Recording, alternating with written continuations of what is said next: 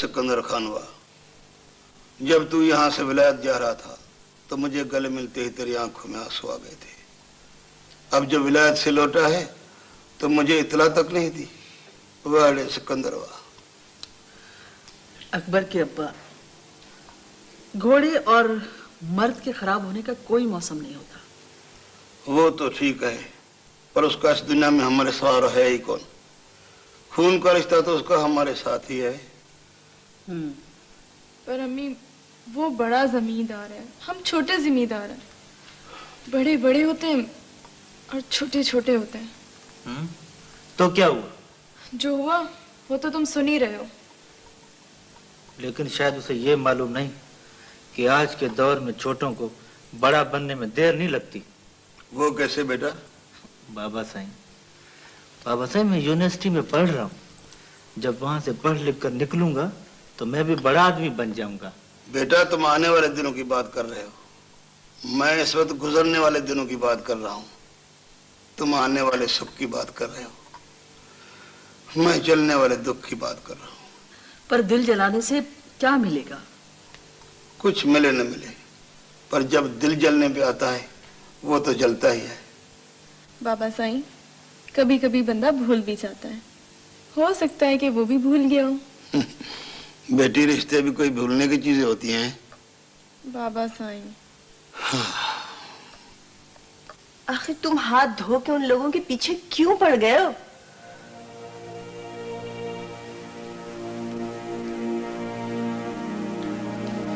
बता दूं? हाँ, बता दो। तो कान खोलकर सुन लो अमीरा बेगम कि मैंने अपने लिए जरीना का रिश्ता मांगा था और उसके माँ बाप ने हां भी कर ली थी। अब ये मेरी इज्जत का मामला बन गया है। आखिर मैंने ऐसा कौन सा कसूर किया है जो तुम दूसरी शादी कर रहे हो? कसूर पूछती है अपना। मैंने जो इतनी दौलत कमाई है, मुझे उसके लिए वारिस चाहिए। वारिस। मुझे औलाद की जरूरत है। मैं बे औलाद मरना नहीं चाहता। लेकिन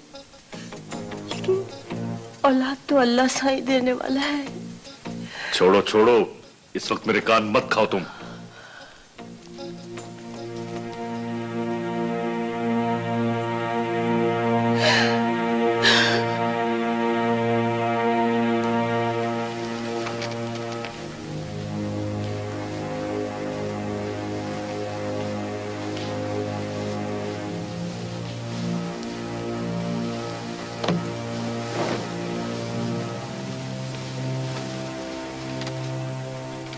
साईं, हमको बुलाया गया है, खैर तो है ना? खैर ही तो नहीं है, इसलिए बुलाया मैंने तुम लोगों को। क्या हो गया साईं? हमारे गोट की लड़की को इसी गोट का एक लड़का भगा कर ले गया। साईं, ये तो बहुत बुरी खबर है। अब ये सिर्फ मेरी इज्जत का सवाल नहीं है, बल्कि ये जो तुम इर्द गिर्द के गोठों के बंदे हो, उन सबकी इज्जत का सवाल है। तो है, बिल्कुल सही है। तो फिर क्या कहते हो तुम लोग? गुलाम रसूल खान, हम आपके साथ हैं। साईं, ना सिर्फ हम, हमारे बरादरी के लोग, हमारे दोस्त यार सब आपके साथ हैं। लड़की मिल जाएगी। ये पता है कि लड़की है कहाँ? यही तो पता लगाना है कि लड़की है कहाँ। पता लगाने के बाद लड़की को लाना बहुत आसान हो जाएगा। हाँ, कुछ पता चला? पता लग गया है साईं। कहाँ हैं वो लोग? दरिया के किनारे कच्चे के जंगलों में उतर गए। सुन लिया तुम लोगों ने? तो बस ठीक है, तुम सब लोग अपनी अपनी गोठों से बंदे लेकर मुझे आकर दरिया पे मिलो। मैं तुम्हें वहीं मिलूंगा। ठीक है, चलो जल्दी। ठीक है साईं।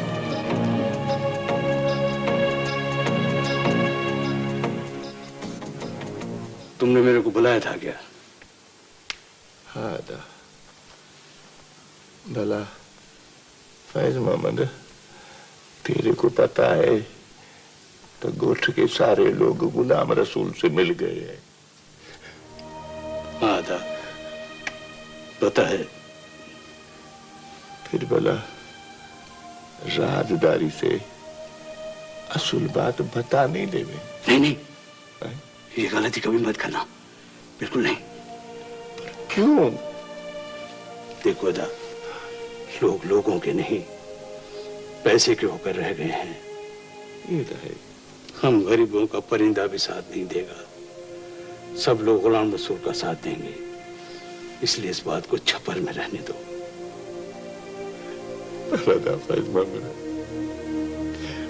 पटाले बच्चे, जरीना का क्या होगा? खुदा, वो तो गुलाम रसूल के हाथों से निकल गए हैं। अगर लोगों को असल बात का पता लग जाए ना, तो हम मारे जाएंगे। जो हो गया सो हो गया। बस दीवार की तरह चुप हो जा, दीवार की तरह चुप हो जा।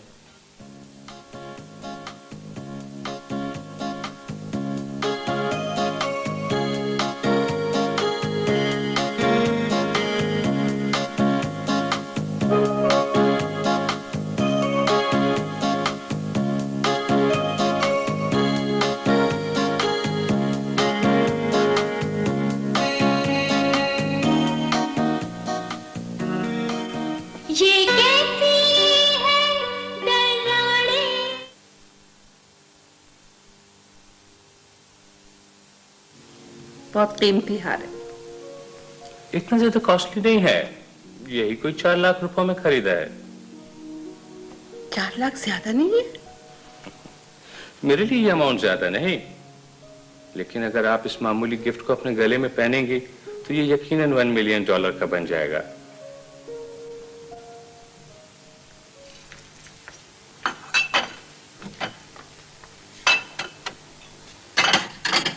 हाँ रे, ए तो क्या करे?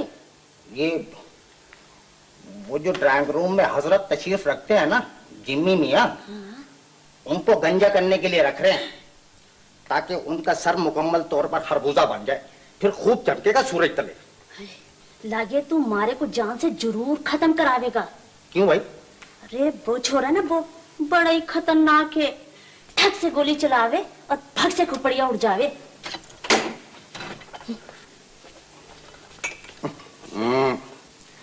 एक तो ये खातून हमें कभी कोई अच्छा काम नहीं करने देंगी। अधिकारी माँ, अब क्या होगा? हाय हाय, क्या वो जमाना था और अब क्या जमाना आ गया है। एक वो जमाना था जब किसी की बेटी की मंगनी होती थी तो कोई दूसरा मुड़कर भी उसकी तरफ नहीं देखता था, और अब चुप चुपा के निकाह पढ़ाया।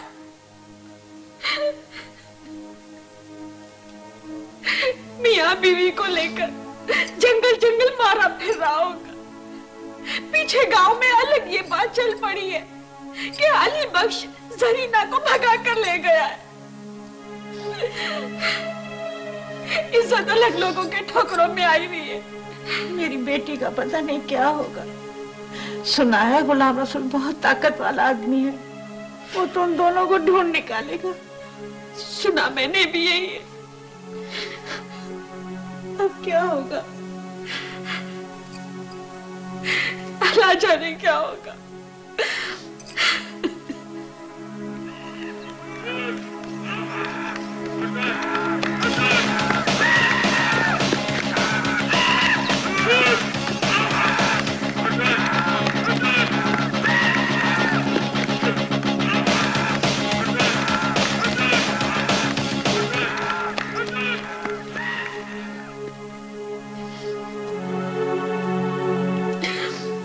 देख बेटी, मेरी बात कान खोल कर सुन ले। तुम्हें तो पता है ये अपने खानदान की पुरानी रीत है। कि जब बेटी का हाथ किसी के हाथ में दे दिया जाता है तो मुड़कर नहीं देखते हैं, वो पराई मिल्कियत बन जाती है। और फिर गुलाम रसूल तो दूसरी शादी करना चाहता है, और वो भी औलाद की खातिर। बेटियां जब अपने घर का आंगन छोड़कर दूसरे घर के आंगन को चली जाती हैं तो फिर वो जाने और उनके घर वाले। अब तुम जानो और गुलाम रसूल जाने। देख बेटी, मुझे इस उम्र में ख्वार मत कर।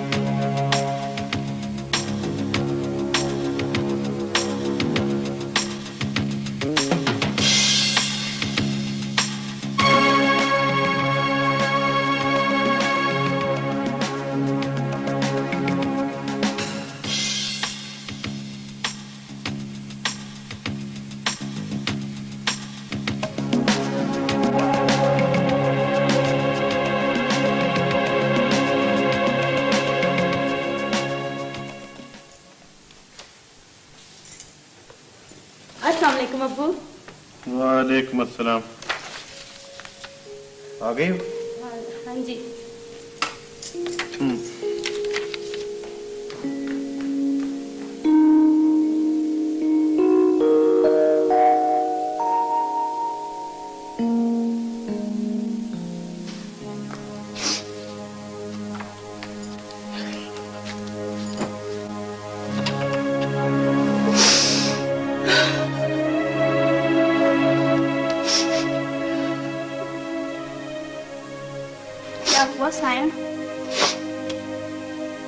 ये सारे मर्द एक जैसे होते, चाहे शौहर हो, चाहे भाई, चाहे बाप, चाहे दुश्मन, एक जैसे होते, सब एक जैसे होते। क्या करूं?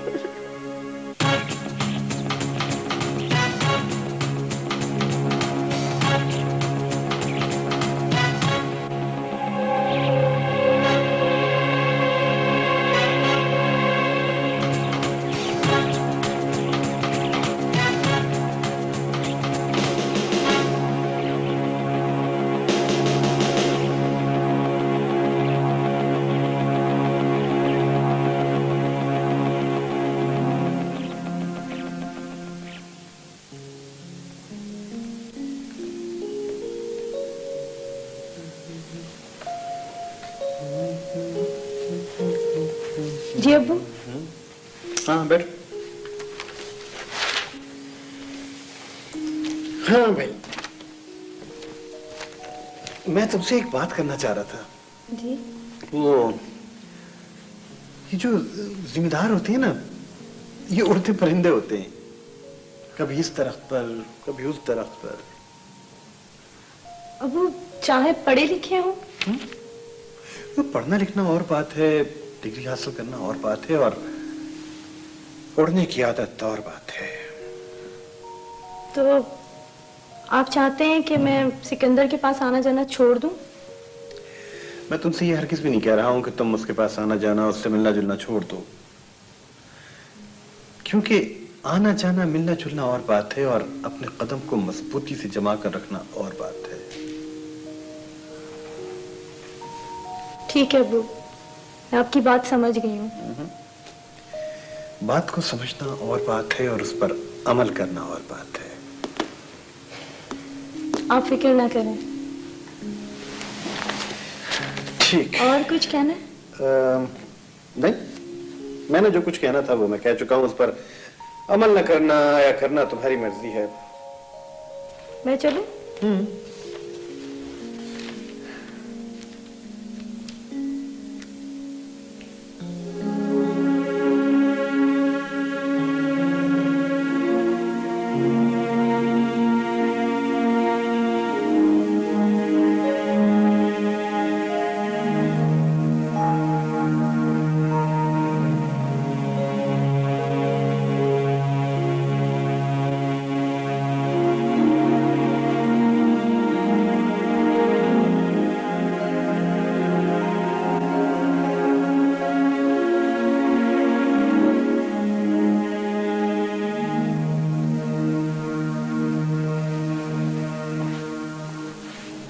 अस्सलाम वालेकुम सर। वालेकुम सलाम। सर ये क्या करूं मैं इनका? सर इन रजिस्टरों में आपकी जमीनों का पूरा हिसाब किताब है। हाँ, अगर हिसाब किताब है तो फिर ठीक है। आप मैनेजर किस बात के हैं? मगर सर मालिक तो आप हैं। भाई मुझे आप पे पूरा भरोसा है, आप तशरीफ रखिए। सर मालिक मालिक होता है, मुलाजिम मुलाजिम होता है सर। तो क्या हुआ? अच्छा सर, मेरी एक और भी गुजारिश है आपसे। बोलो। वो ये कि आप यहां रहने के बजाय कोर्ट चलकर जमीनों पर सर तवज्जो दें। क्यों? कोई मसला हो गया क्या? एक मसला हो तो बताऊं जनाब, वहां तो मसाइल ही मसाइल है। अगर आप वहां चलकर डेरा नहीं जमाएंगे तो मामला खराब हो जाएगा सर। लेकिन भाई क्या मामला हो गया है? जब आप वहां चलेंगे तो अरे भाई आप चाय तो पीते जाइए। नहीं सर, मैं बाहर बैठ के चाय पीता हूँ। आप हिदायत साहब के साथ गुफ्तगू कीजिए। आइए जैसे भाई।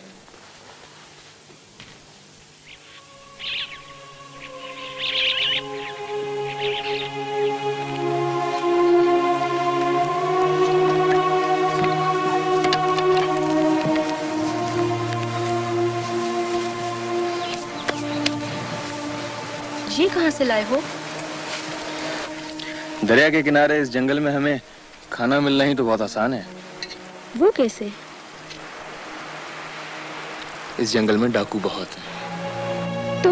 तो ये खाना तुम डाकुओं से लेकर आए हो? मेरी बात अच्छी तरह सुन ले तू। बोल। इस जंगल में चरवाहे भी बहुत हैं जो भैंस बकरियां चराते फिरते हैं। तो क्या डाकू चरवाहों पर डाका नहीं मारते? अगर डाकू चरवाहों पे डाका मारे तो खुद भूखे नहीं मर जाते? भूखे मर जाते? और नहीं तो क्या, डाकुओं को भी खाने की जरूरत पड़ती रहती है। अच्छा, फिर क्या होता है? चरवाहों को भी इस बात का पता है। जब कोई डाकू उनके पास जाता है और कहता है कि शिकारियों के लिए खाना चाहिए तो वो दे देते हैं। शिकारियों के लिए? डाकुओं को इस जंगल में शिकारी कहते हैं। पर तुम तो डाकू नहीं हो। मैंने तो सिर्फ एक ही डाका डाला है। तुमने डाका डाला है? तेरे दिल पे। गलत कह रहा हूं क्या? गलत तो नहीं कह रहे हो। बस तो फिर मैं भी चरवाहों के पास डाकू बनकर गया और कहा कि शिकारियों के लिए खाना तो देना।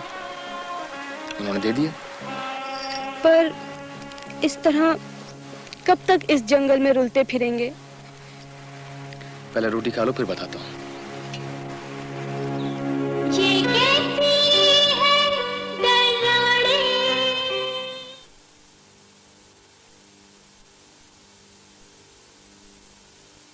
सही, मेरे को